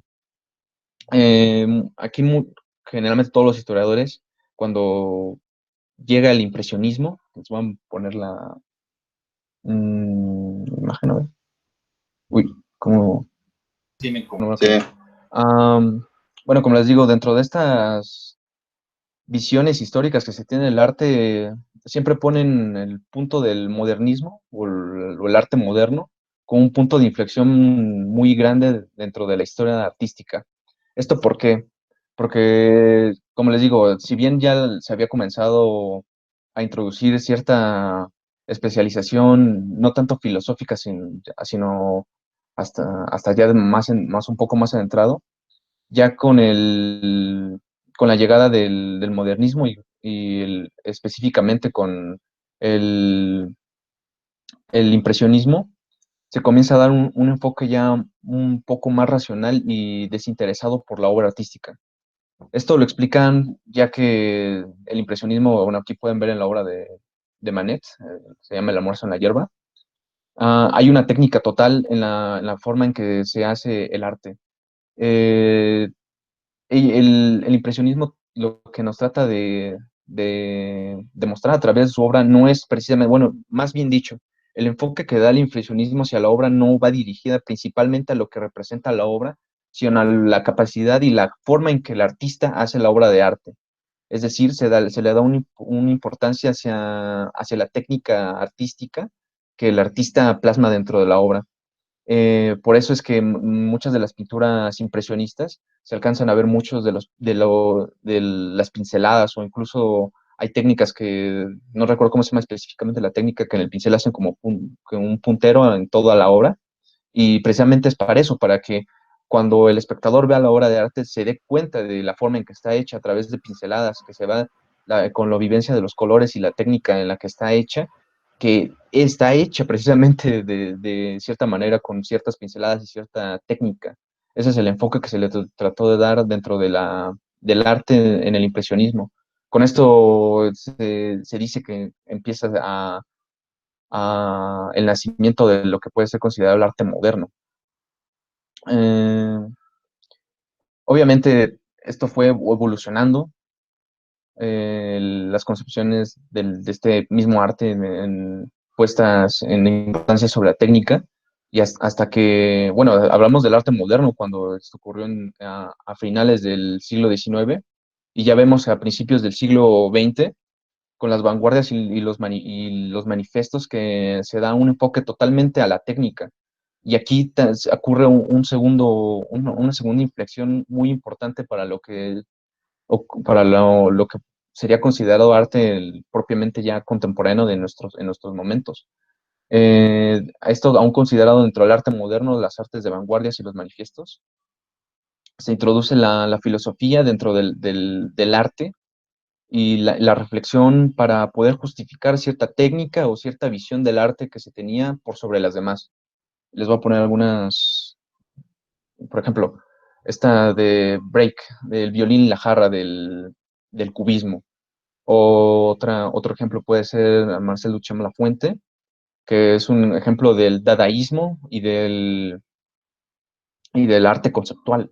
Todo esto a principios del siglo XX, que, bueno, le veo otro ejemplo, es el de Bala, el dinamismo de un perro con representación del futurismo, ¿no? Como se dan cuenta, todas estas obras son consideradas artes, tanto dentro del cubismo, dentro de la obra dadaísta de Duchamp, o el futurismo, o la obra del futurista, son consideradas obras de arte, pero cada una desde su misma perspectiva trataba de validarse a sí misma a través de cierta justificación filosófica. Por eso es que existen las vanguardias aquí dentro de trasfondo, dentro de cada una de estas, para tratar de darle la justificación artística de por qué esas eran las obras de arte que deberían de ser consideradas como arte y por qué las otras no deberían de serlo. Dentro de cada contexto de cada una de estas corrientes y estilos, se intentaban falsear unas a otras. O sea, el futurismo daba a exposición su manifiesto y con esto trataba de invalidar tanto la obra de Duchamp como la obra de futurismo de Braque. Y igual el cubismo, cuando trataba de expresarse y justificarse filosóficamente, trataba de ponerse como la única verdadera o la única verdadera obra de arte y la única y verdadera forma de hacer arte por encima de las otras que no podían ser consideradas ni siquiera arte. Esto debido a que, como les digo de nuevo, la filosofía comenzó a ganar mucho terreno dentro del arte para comenzar a hacer una mayor importancia dentro de la reflexión artística. Aquí dentro de las vanguardias y la época de los manifiestos, ya no importaba tanto la obra de arte por sí misma, o sea, claro que importaba, ¿no? Porque después de todo es lo que se produce, pero ya estaba dando un gran peso a la reflexión y a y a, y a la filosofía que había detrás. Por eso es que todas las obras de arte dentro de este periodo tendrían que ser meditadas. No había una inspiración fija o, o religiosa como se podría hablar propiamente anteriormente, un intento muy fiel de hacer una mímesis del mundo, ¿no? Aquí la importancia era la meditación que se hacía a través de la reflexión filosófica y a través de esa reflexión cómo podías crear arte. Por eso es igual que en muchas estas obras artísticas, no representan incluso nada del mundo. Esto se puede ver mucho ya de manifiesto dentro de las obras conceptuales como la propia de Marcel Duchamp, que es un historia puesto con esas retas que vende Remoude 1917. O sea, eso, ¿a qué, dentro del contexto clásico de la concepción de arte que se puede tener de mímesis, a qué es lo que representa del mundo eso? Una persona cuando entra a un museo y ve eso, no puede sacar una conclusión de a qué es a lo que se refiere. De ahí es de todo el concepto filosófico que hay detrás dentro del arte conceptual, y ahí que puede haber muchas mil cosas, no sé, a ciencia cierta, y hay muchas teorías acerca de la obra de Duchamp, lo que trataba de representar con La Fuente, pero precisamente es eso, ¿no? Que cobra un simbolismo cada una de las partes, tanto el migitorio como las letras, como la fecha, que creo que es una fecha relacionada a algún evento en Francia muy específico, entonces son cuestiones que van más enfocadas, bueno, ya está, aquí específicamente dentro del arte conceptual, hacer una reflexión en torno a los conceptos que hay dentro de la obra y también en relación a la teoría filosófica que hay detrás. Eh, pero todo historia del arte, tanto estas vanguardias, obviamente llegaron a su fin y aquí es cuando ocurre un cambio que se puede decir de paradigma. Esto lo señalan al igual muchos historiadores de arte. Eh, Ocurre aproximadamente en los años 60, cuando ya muchas de estas corrientes artísticas comienzan a ser caducas, comienzan a perder importancia o comienzan a desaparecer, o si no es que ya desaparecen totalmente, comienza a haber un cambio de nuevo respecto a lo que puede ser y será considerado arte. De ahí es que nace la idea de la muerte del arte, como un metarrelato. Es decir, muchas veces, si no es que se concibe generalmente dentro de la historia del arte, dentro de ellos está el mencionado Belting, otro puede ser Danto, incluso un otro teórico del arte, Denis Dutton, que hace muchas reflexiones respecto a esta idea de la muerte de arte que ocurrió después del que acabaron las vanguardias. ¿A qué se refieren esto con la muerte de arte? Eh, Como les digo, se refieren más a la muerte del arte en un estado de un metarrelato. Según muchas de estas historias del arte, existen ciertos periodos del arte que están invadidos en una idea y en una forma de concebir el arte en relación tanto de la obra misma como del artista y las ideas y las relaciones que hay dentro de estos dos. Aquí es donde ya comienza a meterse demasiado la filosofía dentro de los terrenos artísticos y comienzan a sacar muchas ideas y conclusiones para intentar justificar toda la producción artística que se podría, bueno, llamada artística en ese tiempo, y bueno, sigue siendo llamada artística ahora por las justificaciones filosóficas que veremos a continuación y que se le han dado, que bueno, todos estos filósofos tratan de dar explicación a por qué eso que se está haciendo ahora, que es tan discontinuo, tan, tan contrario a todo el arte que se estaba haciendo anteriormente. Uno de los muchos ejemplos que gustan mostrar para ejemplificar esto de la idea de la muerte del arte, que, que como les digo, no es la muerte del arte como tal para ellos, como una idea de que no es que a partir de este periodo de los años 60 el arte dejó de existir y ya no existe arte. Toda la producción artística, entre comillas, que se está haciendo ya no es llamada arte, sino debe ser llamada de otra manera, no, sino lo que tratan de decir es que precisamente el metarrelato que existía dentro del periodo moderno llegó a su fin y comenzó a haber otro periodo, otro metarrelato, ¿no? Muy al estilo de Thomas Kuhn, de estas ideas de los paradigmas. Se puede decir que a partir de los años 60 el paradigma del arte cambió hacia otro paradigma. Es por eso que el concepto de muerte de arte es en relación a la muerte del arte, en relación al arte moderno, es decir, el arte moderno ha muerto y lo que hay el arte ahora es el arte contemporáneo, según muchos de estos filósofos y analistas y de la historia del arte. Ahora, el ejemplo que les voy a mostrar según ellos, ejemplifica específicamente un defensor muy grande de esta idea y de este ejemplo es Danto, es la obra que les voy a mostrar de Brillo Box, de Andy Warhol. Dentro de las corrientes artísticas que hubo en los años 60, Danto rescata principalmente dos, que es el pop y el arte conceptual que se viaja gestando, entre otras, pero esta le da una mayor importancia. Ahora, dice, ¿por qué? Según Danto dice que el brillo box es totalmente el cambio, ya representa totalmente el cambio de paradigma dentro de lo que era el arte y lo que podría ser considerado de arte. ¿Por qué es lo que nos dice eso? Para esto hay que entender un poco la obra de Brillo Box. Warhol hizo esta obra, no es una pintura, es no sé si se llama una escultura, pero es una como representación de una caja propiamente de detergente que se vendía en los supermercados, hecha a base de madera pintada y de forma que intentara imitar o ser lo más extremadamente parecida a una caja de jabón que te puedes encontrar en cualquier supermercado.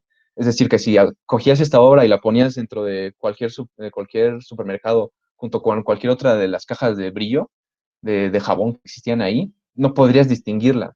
Y de hecho, cuando, cuando Warhol puso la obra en exposición, no se podía saber si lo que se estaba viendo en realidad era propiamente la obra de Warhol hecha de madera y pintada, o si era una caja que habían tomado del supermercado y la habían puesto ahí. Entonces, ahí está el primer punto que según Danto ocurre en el cambio de paradigma, que no hay una diferencia entre la obra del arte y el objeto común, porque según en esto, Warhol al intentar meter estas ideas y presentarlas como arte, lo que nos trataba de decir es que la obra por sí misma ya no iba a aportar nada nuevo al espectador a partir de ahora. Iba a haber un desprendimiento de la importancia de la obra en sí misma y se iba a dar una gran importancia ahora, si no es que ya totalmente la importancia a la idea que hay detrás de la obra. ¿Cuál es la idea que según Danto hay detrás de Brillo Box de Warhol?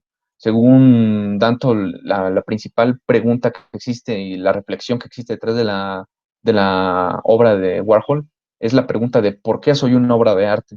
¿Y qué cualidad hace que yo sea una obra de arte? Esto principalmente por la indistinción que existe dentro de la obra propia de Warhol y cualquier caja de jabón que te podías encontrar en un supermercado. Eh, Según esta pregunta que no invita, según Danto, a la reflexión artística por, por la obra a través de sí misma.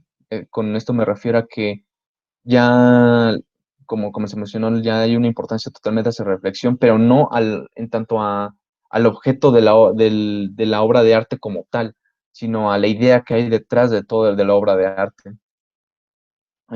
Según, como les digo, Danto, esto ya es el cambio totalmente de paradigma porque establece tres parámetros principales que serán las características de tanto de la obra de Warhol como muchas, si no es que casi totalmente del arte que se fue gestando a partir de los años 60, ah, que tiene como paradigma mismo la caja de Warhol, ¿no? Según Dutton, las tres principales cosas que se pueden concluir y que servirán como paradigma a través de este nuevo metarrelato de la historia del arte es de que, ya que la obra de arte no puede diferenciarse de un objeto común, la diferencia radicará en que la obra invita a partir de ahora a la reflexión. O sea, la diferencia que hace que una obra de arte pueda ser considerada como obra dentro de todas las cosas que pueden parecérsele. O sea, de nuevo tomemos el ejemplo de Brillo Box. ¿Qué hace que Brillo Box sea una obra de arte si es totalmente igual a una caja de supermercado que puedes encontrar en cualquier lugar, ¿no?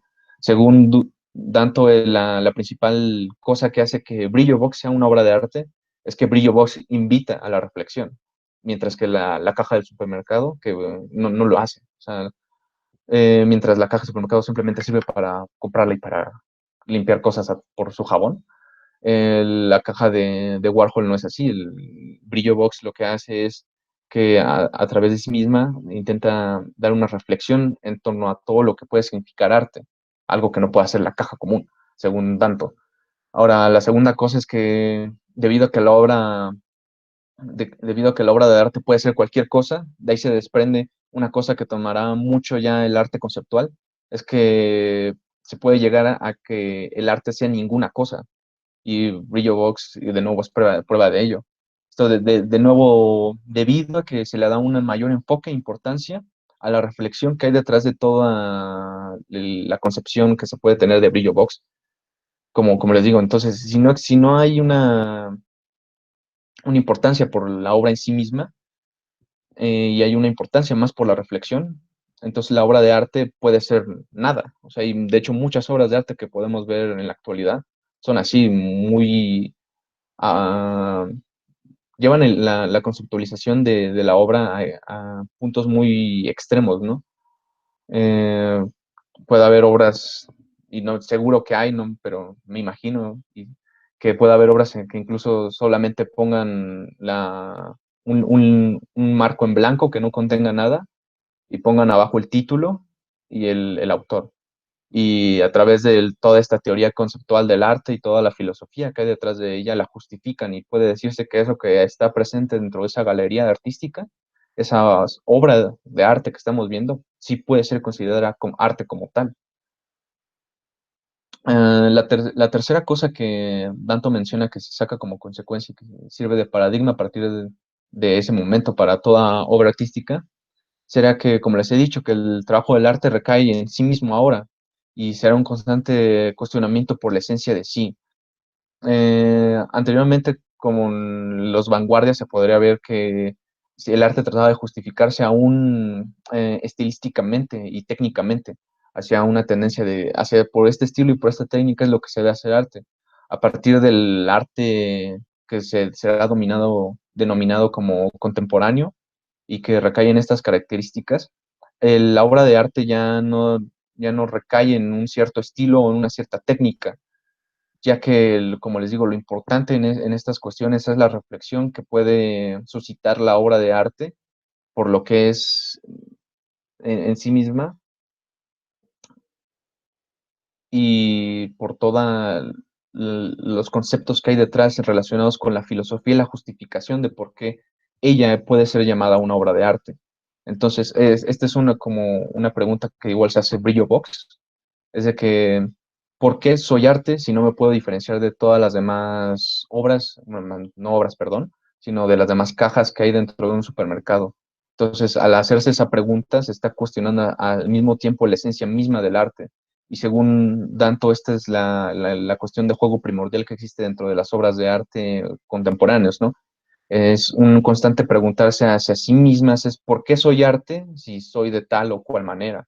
De nuevo, remitiendo al ejemplo imaginario, ¿no? De esta obra que puede ser vacía, de un cuadro que puede ser vacío dentro de una exposición artística. De nuevo, el juego principal de esa obra sería preguntarse ¿por qué yo soy arte si no represento absolutamente nada, ya que pues, es simplemente un cuadro vacío, ¿no? Eh, Tanto así termina de dar una definición de arte, que es la que ha perdurado, ya tiene, bueno, no tiene en realidad mucho tiempo, tiene alrededor de unos 20 años, 21 años a lo mucho, que esta definición se ha ido gestando en muchas ideas artísticas y en muchas, más que nada, instituciones que tratan de ver a Danto como uno de los defensores del arte que se está desarrollando dentro de ellas mismas, dentro de las mismas instituciones, ¿no?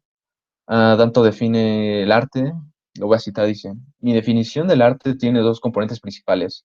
Algo es una obra de arte cuando tiene un significado, trata de algo, y cuando ese significado se encarna en la obra, lo que significa que ese significado se encarna en el objeto en el que consiste materialmente la obra. De nuevo, esta definición trata de dar totalmente la importancia no tanto a la obra por sí misma, sino a la idea que totalmente cae detrás de la obra de arte, dando de nuevo una importancia a la reflexión que se suscita a través de la misma, ¿no? Entonces, de nuevo, el arte o cualquier obra de arte contemporánea puede caer dentro de este concepto, esta definición de arte, porque según Danto es un constante preguntarse hacia sí misma, a través de la reflexión, es por qué soy el arte, por qué a través de estos conceptos puedo llamarme yo mismo arte y por qué yo no, si no me puedo diferenciar en unas ocasiones de algunas cosas comunes al mundo, puedo seguir llamándome arte, ¿no? Porque da una importancia totalmente a la reflexión filosófica que puede desarrollarse por detrás. Otro ejemplo, por ejemplo, de arte conceptual. No recuerdo exactamente la obra ni el artista, pero son, por ejemplo, unas piedras, que literalmente son piedras, que están arriba de una patineta. Las exponen y creo que la obra se llama En Movimiento, algo así, pero están dentro de una institución artística, dentro de un museo artístico, ¿no? Y uno las ve y de nuevo se cuestionan, ¿por qué esto es arte si simplemente es una piedra, ¿no? Entonces ahí, según Danto, la justificación está, no es que, a diferencia de la piedra común que te puedes encontrar en cualquier parte del mundo, esta piedra está en nuestro museo y porque invita a la reflexión a través de sí misma, porque es considerada arte, ¿no? Entonces, pues, de nuevo, de esta definición de Danto y reflexión que se ha estado realizando a partir de obras como Brillo Box o del ejemplo que les puse de las piedras, o por ejemplo la obra que les voy a mostrar a continuación, de Robert Riemann, se llama Twin. ¿Qué es esto? Es precisamente solamente un lienzo en blanco. Bueno, no precisamente en blanco, sino está pintado totalmente en blanco. De nuevo, no representa absolutamente nada, pero de nuevo la cuestión, según Danto, que justifica que esa obra que estamos viendo de Riemann sea una obra de arte es que ella misma invita a la reflexión. Es decir, porque esto de hecho es algo que cualquier persona sin conocimiento artístico puede realizar, ¿no?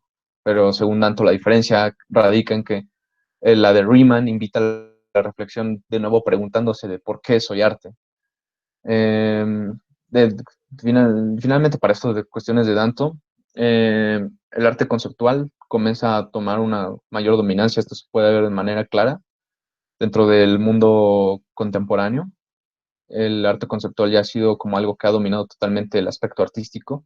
Muchas de las galerías de arte, me atrevo a decir que hasta el 90% de las obras que presentan son arte conceptual y muchas de ellas comparten las características de Brillo Box o de la obra que estamos viendo ahora de Twin, de Riemann, que son precisamente cosas que están totalmente desapegadas o desfasadas de lo que puede ser considerado arte antes de los años 60. Obras incluso muy desapegadas de los mismos movimientos vanguardistas y de manifestos. Eh, Dutton finalmente termina de decir que el terreno del arte es una, una cuestión ya no que importa tanto al artista y a la obra misma, sino ya está dominado totalmente por el aspecto filosófico. Esto de nuevo por las cuestiones de la importancia hacia la reflexión y el razonamiento que se pueden suscitar a través de la obra misma.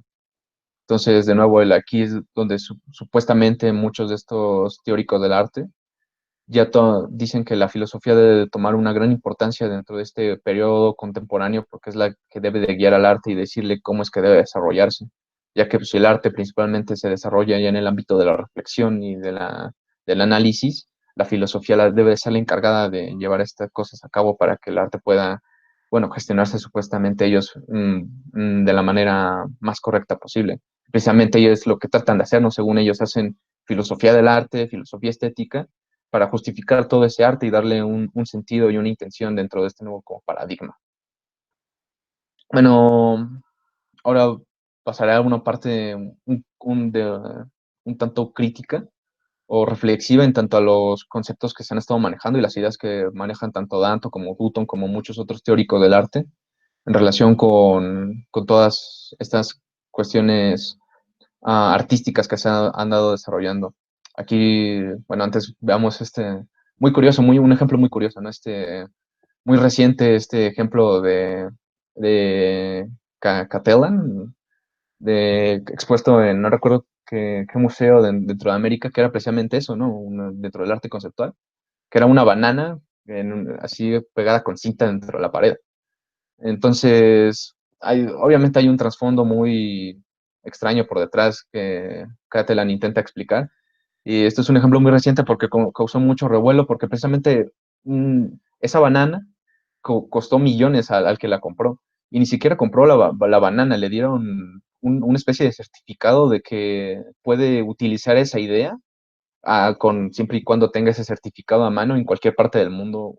Y el certificado dice algo así que él puede poner una banana con una cinta cuando tenga el certificado ahí en la pared y esa será la obra. O sea, ya ni siquiera hay una obra fija en el mundo o algo a lo que podemos referirnos como la obra de arte propiamente dicha de Catalan, ya que puede ser reproducida por cualquier persona. Bueno, ese certificado que, que lo autoriza como propietario del concepto de la obra que hay detrás del concepto que hay detrás de la obra de Catalan, ¿no?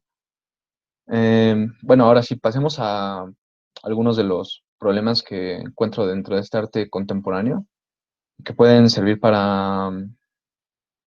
bueno, no trato yo después de todo, de refutarlos totalmente a Danto o a cualquiera de estos teóricos del arte, porque después de todo tienen una gran importancia y siguen siendo, les digo, como les digo, son muy recientes y siguen teniendo gran repercusión dentro de todo el mundo institucional.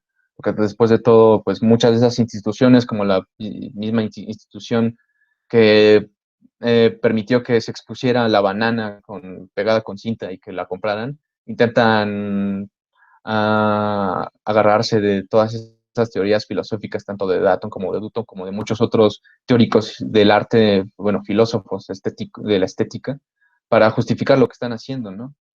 Pero bueno, entonces, algunos de los problemas que encuentro dentro de todas estas concepciones del arte contemporáneo, los expondré para tratar como les digo, no resolverlo, pero sí al menos de poner un cierto hincapié en estas cuestiones y comenzar a darles importancia, ¿no? Una de las principales que encuentro es el prejuicio de considerar ciertas cosas como arte. Mm, pues, todos estos teóricos que intentan justificar el arte desde el aspecto filosófico, que intentan justificar esta banana o intentan justificar la obra de Riemann o el Brillo Box, todos ellos parten del supuesto de que lo que están viendo es arte, de hecho, ¿no? Principalmente porque está expuesto dentro de una galería de arte. De ahí el principal problema. O sea que todo lo que está dentro de una galería de arte debe ser considerado arte por el simple hecho de estar dentro. Ni Danton ni Dutton nunca dan respuesta a esto. Simplemente dicen que lo que está ahí es arte y tratan de justificar el arte a partir de ese prejuicio que tienen sobre la misma obra artística. Como les digo, este problema lo encontramos en Brillo Box, que de hecho el mismo Danto en su libro de Después del fin del arte menciona la experiencia que tuvo al primera vez a contemplar Brillo Box, dice que todos a su alrededor se estaban cuestionando de qué es lo que significaba eso de Brillo Box, ¿no? Y muchos incluso preguntaban por qué es que Brillo Box es una obra de arte, ¿no? Pues porque de hecho, pues, como les estaba mencionando, esta caja, de hecho, pues parece una caja cualquiera que puede encontrar uno en un supermercado. Pero Danto dice que no, que él, de hecho, cuando la vio, él sabía que eso era arte y que había algo muy importante detrás de ello. O sea, no explica por qué ni el cómo llegó a esa conclusión, simplemente lo da por hecho, de que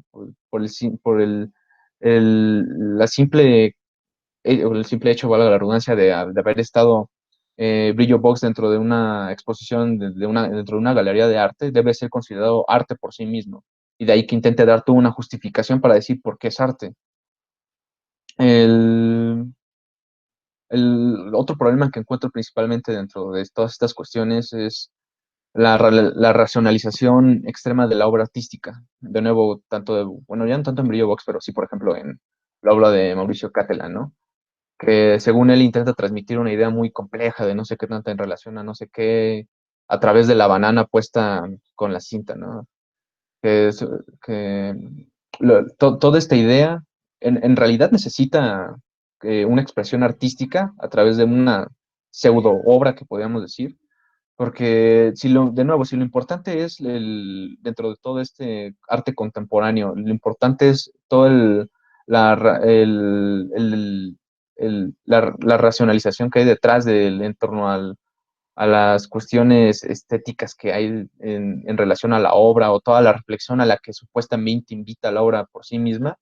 Entonces, si se le está dando importante a esta parte, eh, ¿por qué no entonces escribir simplemente un ensayo, ¿no? En lugar de hacer todo este desarrollo a través de la obra, de exponer ciertas cosas como esta banana.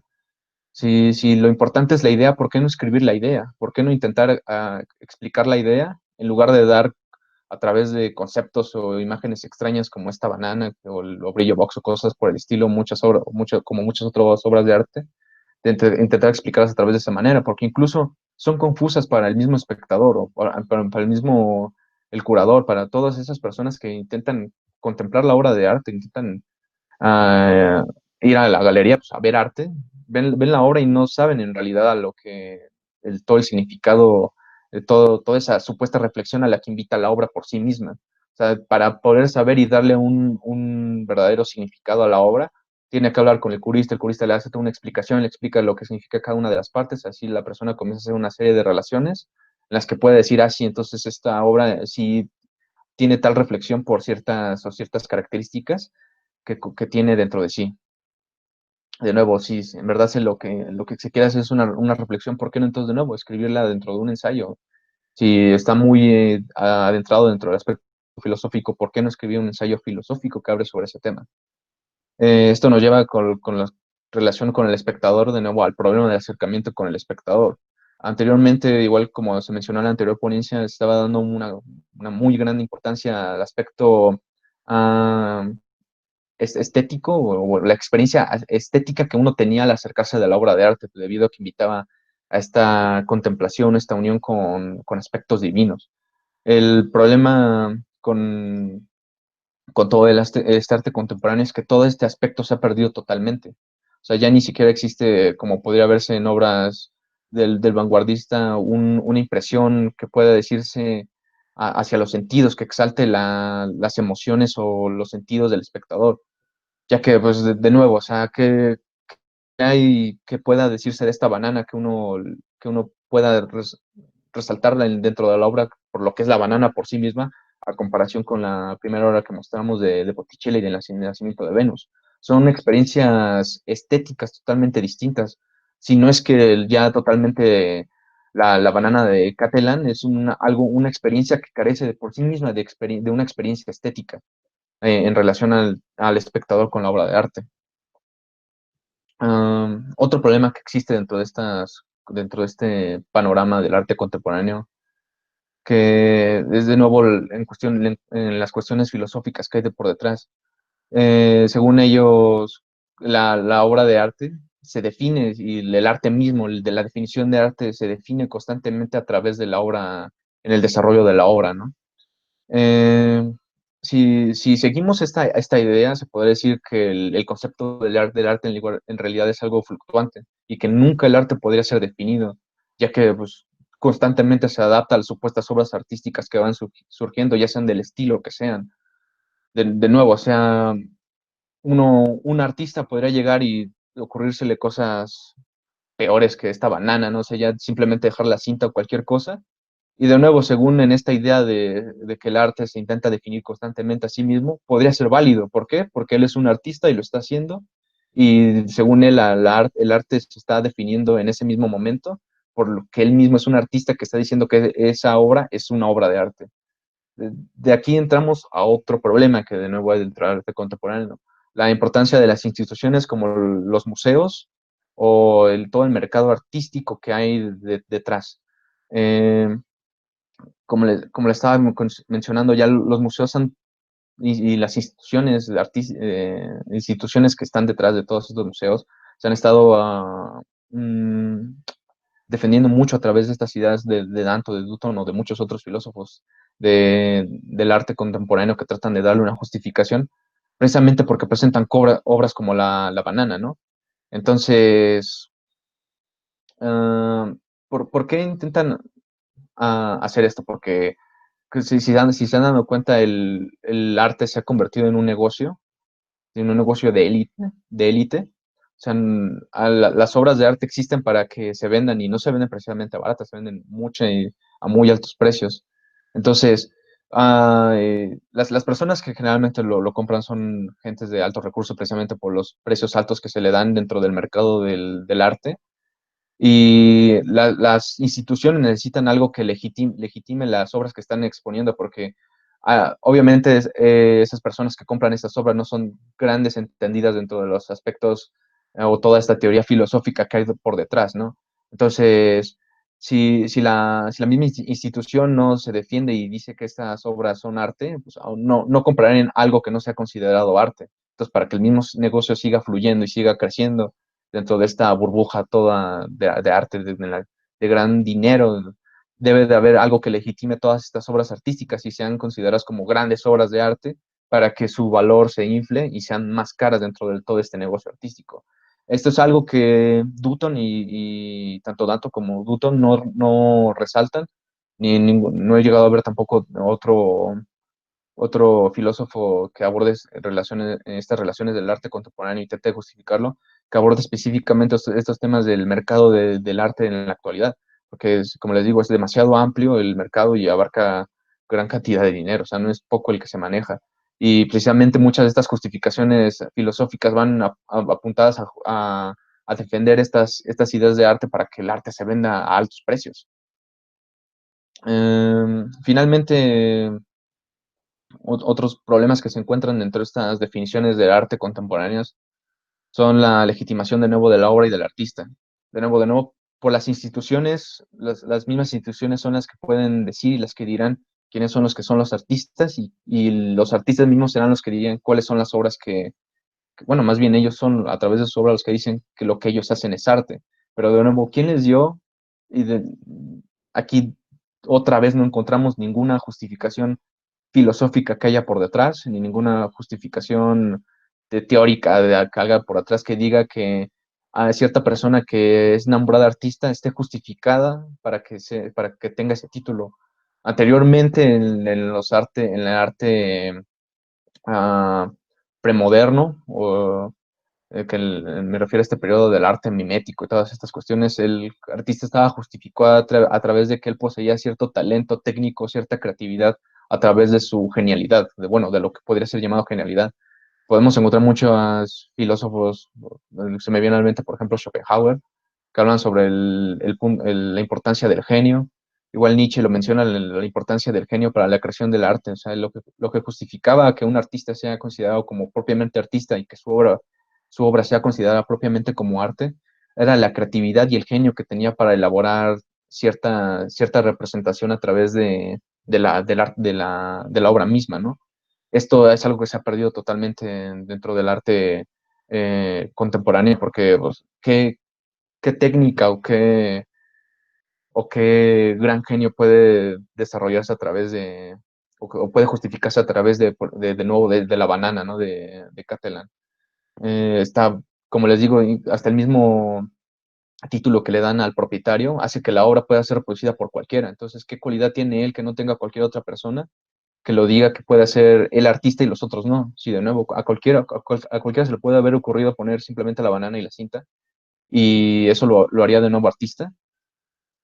Todo esto es justificado por la institución, pero de nuevo la institución es la que parece legitimar a los artistas mismos y parece ser que ella misma es la que dice quién puede ser artista y quién no.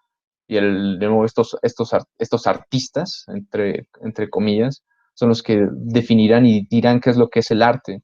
Y solo lo que ellos producen puede ser llamado como arte porque está dentro de las mismas instituciones, dentro de los mismos museos de arte. Y finalmente otro de los problemas principales que se encuentran en esta definición. Es el problema de la visión histórica, filosófica del arte mismo. Esto ya un poco más arraigado con la filosofía que se ha ido introduciendo dentro del arte a lo largo de la historia. Y es que parece ser que muchas de estas propuestas filosóficas para que intentan justificar el arte contemporáneo apuntan a que el arte se va desarrollando hacia un punto que intenta buscar su verdad. De nuevo, una visión muy histórica del arte. A mí me parece que no es así, pero muchos de ellos tratan de mostrarlo como este mismo recorrido histórico que hicimos a través de la visión de Belting, que muestra precisamente eso, ¿no? Que el arte tiene como cierto progreso en el que va alcanzando cierta revelación a través de la conciencia humana hasta llegar a su última verdad. Y su último grado dentro de la dentro de la conciencia humana es que el arte se está preguntándose a sí mismo en verdad qué es lo que puede ser arte o por qué cierta cosa es arte. Entonces, de nuevo, es algo muy histórico, es como si el arte se desarrollara a través de lo humano en la búsqueda de la verdad, de lo verdadero, de lo único, cuando a mí me parece que no es así. Pero bueno, se está acabando un poco el tiempo, ya finalmente veremos una obra muy curiosa, se llama Merda de Artista de Mazzoni, que de nuevo remite, bueno, Mazzoni era un artista conceptual muy, no propiamente, sino satírico, intentaba mostrar las incongruencias o los insentidos que podía haber dentro del marco del arte conceptual en el periodo en el que estaba manejando. Y precisamente una de las cosas en las que criticaba a través de su obra era la producción o la idea de que cualquier cosa que producía alguien que era denominado artista podía ser denominado arte, ¿no?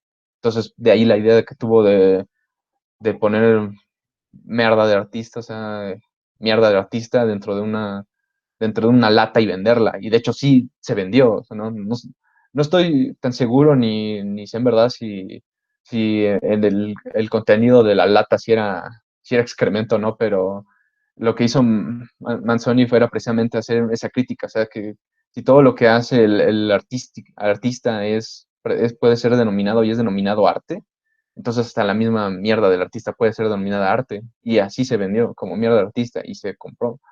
Entonces hizo muchas cuestiones muy curiosas para criticar precisamente esta figura del artista y esta relación que había entre la institución, la legitimación del arte, tanto como figura como de obra como del artista, a través de sus obras. Mierda del artista es un ejemplo, otra puede ser, no recuerdo exactamente el nombre de la obra, pero hizo algo muy curioso, ¿no? Puso una base de una estatua de cabeza hacia el mundo y decía, bien, ahora el mundo es mi obra de arte. O sea, de nuevo haciendo esta crítica hacia estos conceptos del arte que había dentro del arte conceptual. Bueno, ya son las 4 justas. Con esto acabo ya mi parte de la presentación. Espero que haya sí, un breve periodo para que haya una discusión, unas preguntas de lo que quiera de algún tema, alguna particularidad que les haya interesado. Entonces, pues, dejo abierto para que cualquiera pueda comentar, debatir, preguntar o dar una opinión de lo que sea. Entonces,